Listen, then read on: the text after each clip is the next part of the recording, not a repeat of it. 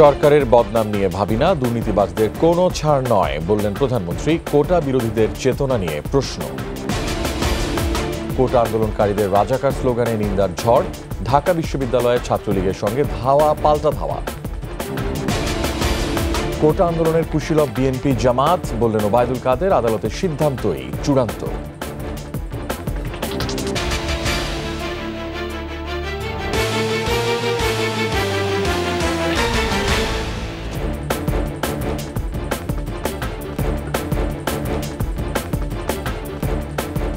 শুনছিলেন first security ইসলামী bank PLC সংবাদ শিরোনাম। আমন্ত্রণ রাত 9টার 21 সংবাদে। আপনাদের সাথে আছি আমি রিয়াজ হাফিজ। দর্শক, 21 টেলিভিশনের সংবাদ একই সাথে সরাসরি দেখতে পাবেন আমাদের ফেসবুক পেজ www.facebook.com/2124 অনলাইনে। দুর্নীতিবাজদের ক্ষমা করা হবে না জানিয়ে প্রধানমন্ত্রী শেখ হাসিনা বলেছেন, সরকারের বদনাম নিয়ে ভাবি না, দুর্নীতি করলেই ব্যবস্থা নেওয়া হবে। এ সময় কোটা আন্দোলনের নামে যারা নিজেদের রাজাকার বলতে লজ্জা পায় না, তারা কোন চেতনায় বিশ্বাস করে প্রশ্ন করেন সরকার প্রধান। বার্ষিক কর্মসংস্থান চুক্তি স্বাক্ষর অনুষ্ঠানে দ্রব্যমূল্যের লাগাম টেনে ধরতে নির্দেশ দেন প্রধানমন্ত্রী। আরও জানাচ্ছেন মানিক শিকদার। প্রধানমন্ত্রীর কার্যালয়ে শাপলা হলে 2024-25 অর্থবছরের বার্ষিক কর্মসম্পাদন চুক্তি স্বাক্ষর ও শুদ্ধাচার পুরস্কার প্রদান অনুষ্ঠান। শুরুতেই চলতি অর্থবছরের বার্ষিক কর্মসম্পাদন চুক্তি স্বাক্ষর করে প্রধানমন্ত্রী শেখ হাসিনার নিকট হস্তান্তর করেন সংশ্লিষ্ট মন্ত্রণালয়ের সচিবরা।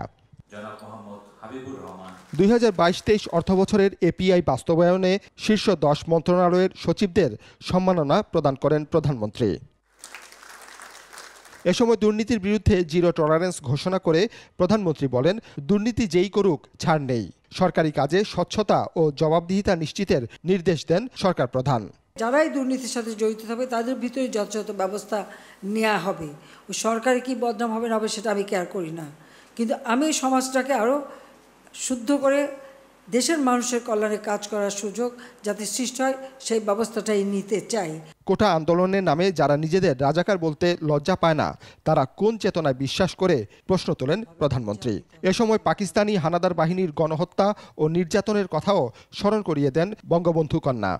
লাখো শহীদ রক্ত দিয়ে গেছে, লাখো মা বোন নির্যাতিতা, তাদের এই অবদান ভুললে চলবে না, এটা মনে রাখতে হবে।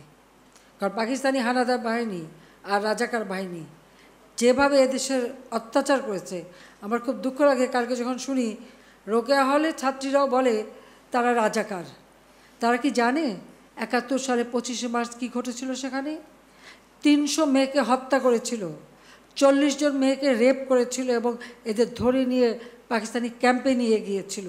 নিত্য প্রয়োজনীয় দ্রব্যমূল্যের লাগাম টেনে ধরতে সচিবদের নির্দেশনা দেন প্রধানমন্ত্রী। নির্ধারিত সময়ের মধ্যে সব প্রকল্প সম্পন্ন ও কৃচ্ছ্রতা সাধনের তাগিদও দেন তিনি। কেউ যেন কোনো রকম চক্রান্ত করে খাদ্যের দাম বাড়াতে না পারে, নজরদারিটা বাড়াতে হবে। যে সমস্ত প্রকল্প এখনও অসমাপ্ত সেগুলি সম্পন্ন করার ব্যবস্থা নিতে হবে। প্রতি ক্ষেত্রে আমাদের কৃচ্ছ্রতা সাধন করতে হবে। সুষ্ঠু পরিকল্পনা ও বার্ষিক উন্নয়ন কর্মসূচি যথাযথভাবে পালনের মাধ্যমেই স্মার্ট বাংলাদেশ নির্মাণের লক্ষ্যে এগিয়ে যাওয়ার আহ্বান জানান প্রধানমন্ত্রী। আসুন দেশটাকে এগিয়ে নিয়ে যাই। এই বাংলাদেশ কারোর কাছে হাত পেতে চলবে না। মানিক শিকদার, 21 টেলিভিশন, ঢাকা। সরকারি চাকরিতে কোটা সংস্কারের দাবিতে আন্দোলনরত শিক্ষার্থীদের সঙ্গে ছাত্রলীগের ধাওয়া পাল্টা ধাওয়া হয়েছে। এতে আহত হয়েছেন কয়েকজন। দাবি আদায় না হওয়া পর্যন্ত আন্দোলন চালিয়ে যাওয়ার ঘোষণা ঢাকা বিশ্ববিদ্যালয়ে সমবেত শিক্ষার্থীদের। এদিকে পরিস্থিতি নিয়ন্ত্রণে ক্যাম্পাসে অবস্থান নিয়েছে পুলিশ। বিস্তারিত আহমদ বাবুর প্রতিবেদনে। কোটা সংস্কার আন্দোলনের শিক্ষার্থী ও ছাত্রলীগের নেতাকর্মীদের মুখোমুখি অবস্থান ঢাকা বিশ্ববিদ্যালয়ে। এক পর্যায়ে ধাওয়া পাল্টা ধাওয়ায় আহত হন কয়েকজন। বিএনপি জামাতের নেতাকর্মীরা ক্যাম্পাসে বিশৃঙ্খলার চেষ্টা চালাচ্ছে, অভিযোগ ছাত্রলীগের।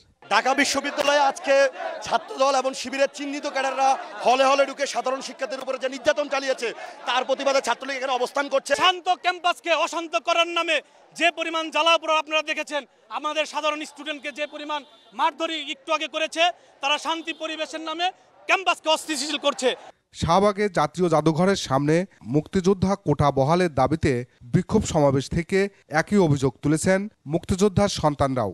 যারা আজকে নিজেদেরকে স্বঘোষিত রাজাকার বলেছেন তাদেরকে আমরা রাজাকার হিসেবে চিহ্নিত করে এই ঢাকা বিশ্ববিদ্যালয় মহান মুক্তিযুদ্ধের সূতিকাগার থেকে বিতাড়িত করব এবং এদের ছাত্রত্ব বাতিলের দাবিতে ঢাকা বিশ্ববিদ্যালয় প্রশাসনের নিকট আমরা স্মারকলিপি প্রদান করব।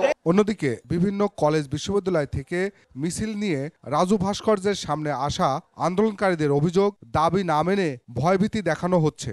আমরা চাচ্ছি না যে কোটা পুরোপুরি বাতিল হয়ে যাক, কিন্তু আমরা একটা সুন্দর সঠিক সংস্কার যাচ্ছি। সংসদে যদি আইন পাস করে সেক্ষেত্রে আমাদের কোটা সংস্কারে একটা সমাধান হবে।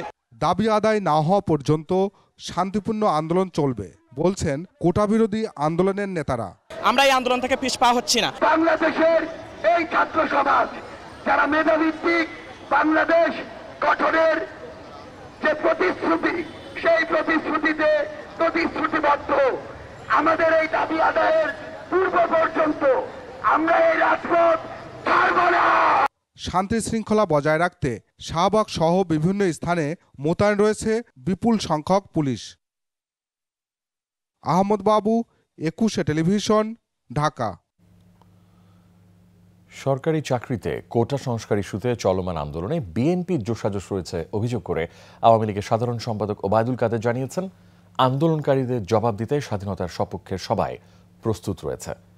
এদিকে পররাষ্ট্রমন্ত্রী ডক্টর হাসান মাহমুদ বলেন, কোটা বিরোধী আন্দোলনের আড়ালে এই আন্দোলনকে রাষ্ট্রবিরোধী, সরকার বিরোধী আন্দোলনে রূপ দেওয়ার চেষ্টা করা হচ্ছে। বিস্তারিত জানাচ্ছেন পার্থ সারথী। সোমবার দুপুরে রাজধানীর ধানমন্ডিতে আওয়ামী লীগ সভাপতির রাজনৈতিক কার্যালয়ে সমসাময়িক বিষয়ে ব্রিফিং করেন আওয়ামী লীগের সাধারণ সম্পাদক ওবায়দুল কাদের।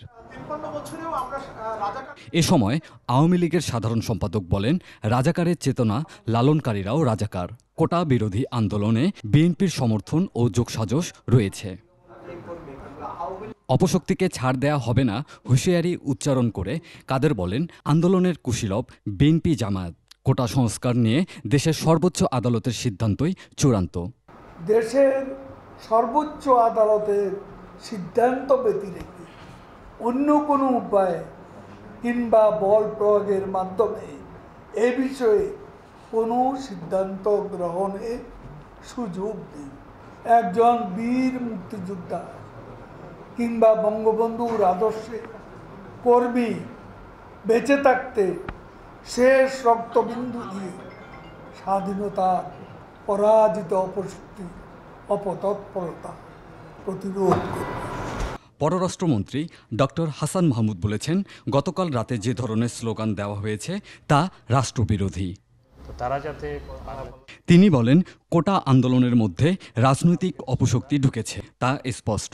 কালকের স্লোগান এবং কালকের যেই সমস্ত উদ্ধত্তপূর্ণ স্লোগান এবং বক্তব্য, এতে প্রমাণিত হয় এটি কোটা বিরোধী আন্দোলন নয়, এটি রাষ্ট্রবিরোধী, সরকার বিরোধী আন্দোলনের রূপ দেওয়ার জন্য চেষ্টা করা হচ্ছে এবং কোমলমতি শিক্ষার্থীদের সেন্টিমেন্টকে ব্যবহার করা হচ্ছে। সোমবার দুপুরে পররাষ্ট্র মন্ত্রণালয়ে বাংলাদেশে নিযুক্ত সৌদি আরবের রাষ্ট্রদূত ইসা বিন ইউসুফ আল দুহাইলানের সঙ্গে সৌজন্য সাক্ষাৎ শেষে তিনি এসব কথা বলেন। পার্থ সারথী, 21 টেলিভিশন, ঢাকা। নিচ্ছি সংবাদ বিরতি, যখন ফিরছি তখন থাকছে। কালো তালিকাভুক্ত এজেন্সির কারণে মালয়েশিয়া যেতে পারেনি 17,500 যুবক। হাইকোর্টের প্রবাসী কল্যাণ মন্ত্রণালয়ের প্রতিবেদন, কাল আদেশ। সবই হবে। আবারও আমন্ত্রণ রাত 9টার 21 সংবাদে। কালো তালিকাভুক্ত এজেন্সি সহ বিভিন্ন কারণে 17,777 জন মালয়েশিয়া যেতে পারেননি। এ নিয়ে সুপারিশ সহ হাইকোর্টে প্রতিবেদন দিয়েছে প্রবাসী কল্যাণ মন্ত্রণালয়। এই সংক্রান্ত এক রিটের আদেশ নিয়ে বিচারপতি মুস্তফা জামান ইসলাম ও বিচারপতি SM মাসুদ হোসেন দালানের সমন্বয়ে গঠিত হাইকোর্ট বেঞ্চে এ প্রতিবেদন জমা দেওয়া হয়। আগামীকাল মঙ্গলবার প্রতিবেদন দেখে আদেশ দেবেন বলে জানিয়েছেন রিটকারীর আইনজীবী। এর আগে গত মাসে 30,000-এরও বেশি যুবককে মালয়েশিয়া পাঠানোর নামে অন্তত 20,000 কোটি টাকা লুটে নেয়ার অভিযোগের ঘটনায় জড়িতদের বিরুদ্ধে কী ব্যবস্থা নেওয়া হয়েছে তা জানতে চান হাইকোর্ট। গত 2রা জুন 30,000 যুবকের স্বপ্ন ভেঙে 20,000 কোটি টাকা লুট শিরোনামে একটি জাতীয় দৈনিকে প্রতিবেদন প্রকাশিত হয়। ওই প্রতিবেদন সংযুক্ত করে হাইকোর্টে রিট করা হয়।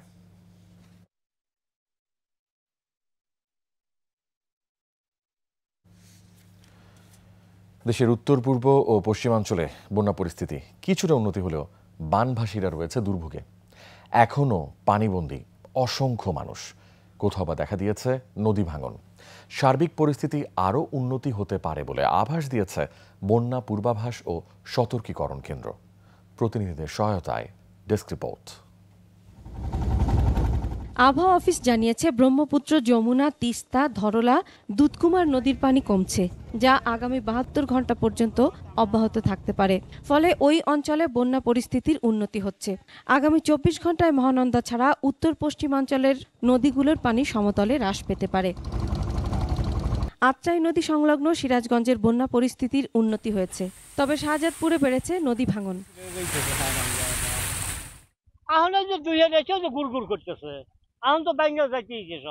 টাঙ্গাইলে সব নদীর পানি কমতে শুরু করেছে।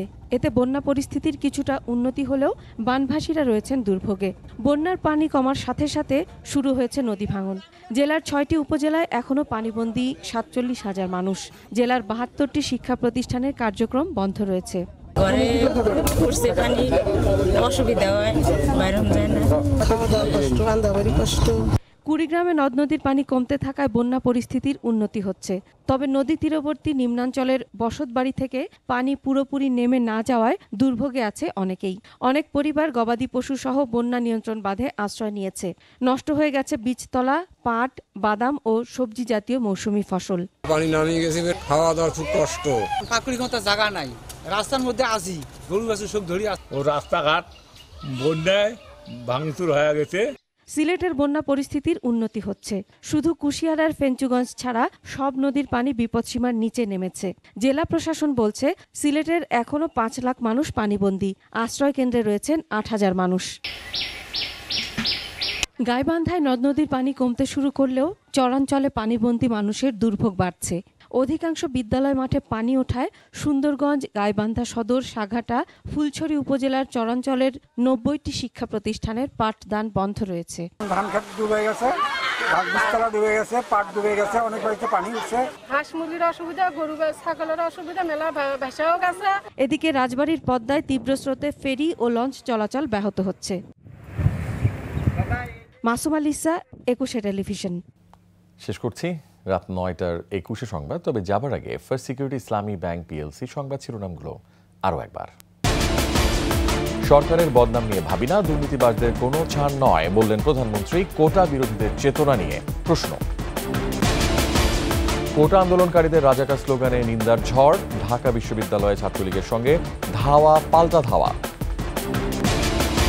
কোটা আন্দোলনের কুশীলব বিএনপি জামাত বললেন ওবায়দুল কাদের। আদালতের সিদ্ধান্তই চূড়ান্ত।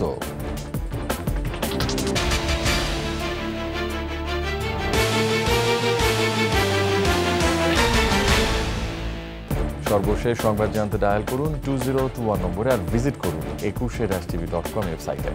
এছাড়া ফেসবুকে ভিজিট করতে পারেন www.facebook.com/2124 অনলাইনে। এতক্ষণ সঙ্গে থাকার জন্য অসংখ্য ধন্যবাদ। আমাদের পরবর্তী সংবাদ রাত 11টায় দেখার আমন্ত্রণ রইল। 21 সংবাদ দেখুন, সঙ্গেই থাকুন।